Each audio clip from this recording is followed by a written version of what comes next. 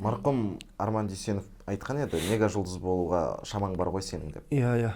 Жұлдыз болу, мега жұлдыз болу қиын ба? Неге болмайсыз деген сұрақ. Мега жұлдыз болу. Менің әкемнің сөзі бар еді, жұлдыз болу қиын, жұлдыз болып қалу екеше қиын деп. Демек енді ол қиын. Қазір енді не дейді, оңай деп айта алмаймын. Мен бұрын ойлайтынмын, жаңағы кейбіреулер болады ғой, бір бағы жанып кетеді.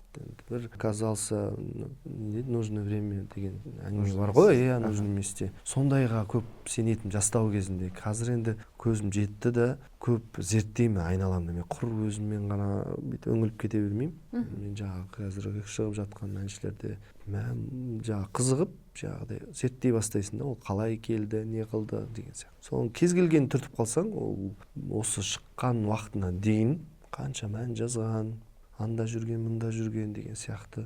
Ол Құдай бекерден бе, қанайдың әні бар ғой, жай бермейді Құдай деген. Шамаңа қарап сынайды. Ол рас. Ол бүйтіп оның бұрынғы адамдарға оңай айта салады. Ол тез шығып кетті мынау деп. Ондай емес негізі. Ол айсбергтің бер жағын көріп тұр ғой. Ар жағында қандай немен келді, оны білмейсің ғой.